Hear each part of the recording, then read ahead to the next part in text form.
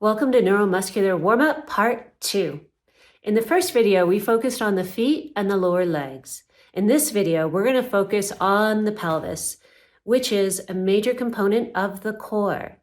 So core stability, we talk about it a lot. We need to figure out where our lower back and our pelvis is in space in order to maintain our balance and alignment when we dance, whether it's ballroom or ballet. So in this video, we're going to be doing some exercises on the floor very simply. And again, once you get the series down and receive instruction, this should only take you a minute, maybe two to do before class. All right, so the next exercise is bringing your fingertips underneath your lower back. And you're going to take a deep breath in while in this position. And you're going to exhale and drop your lower back into the ground, but not smashing your fingers, just applying light pressure and relax. Just once in order to get your belly button driving down to the floor. Okay, for this next exercise, you're lying on your back with your knees bent, and this is to warm up your pelvic area. So I'm having her rest her arms right on her hip bones. So her fingertips are just touching her hip bones in the front. Those are anterior, superior iliac spines. And keeping the feet flat and long, toes long, feet equidistant. She's going to tuck her pelvis under by letting her belly button drop into the floor. So you want to imagine a weight pushing your belly button into the floor. If you push too hard, go ahead and push harder. Her hips lift off the floor, and therefore she's using her gluteal muscles. That's too much. So your hips want to maintain contact with the floor. So once again, let the belly button just sink into the ground. And so imagine a marble starting right in your belly button, and then you're going to move the marble up to your sternum a little bit by shifting your pelvis this way.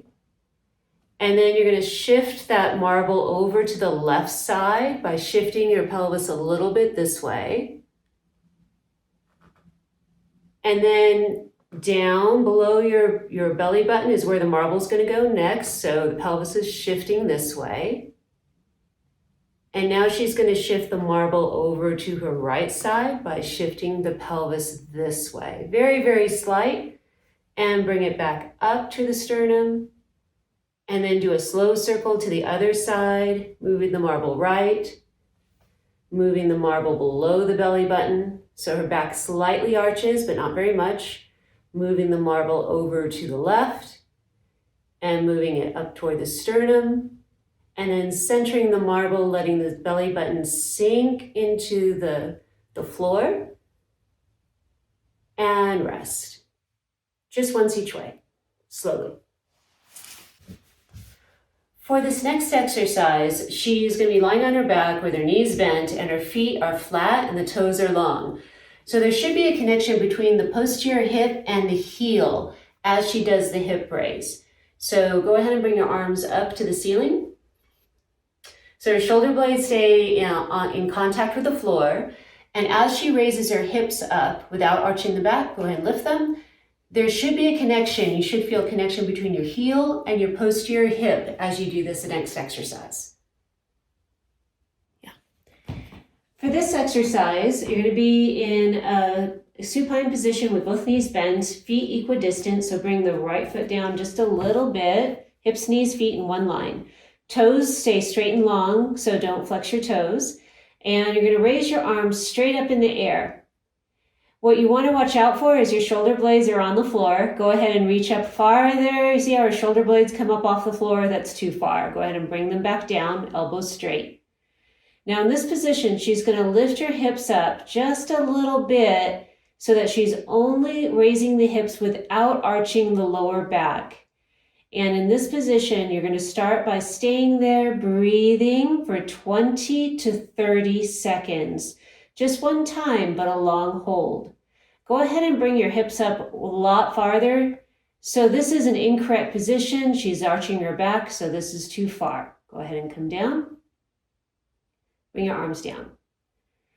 So the second thing that you do after you've mastered staying 20 to 30 seconds stably, you can raise your arms to the same position, shoulder blades down. She's going to lift her hips without arching her back.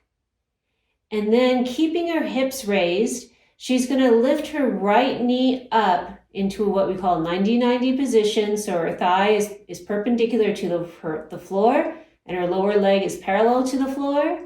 And she breathes and holds for 20 to 30 seconds. And then she's going to lower that right leg down, keeping the hips where they are. And then the same thing other side. While breathing, holding that position with the hips up a little higher, just a little bit right there. 20 to 30 second hold, and then slowly come down. And then the hips come down at the end.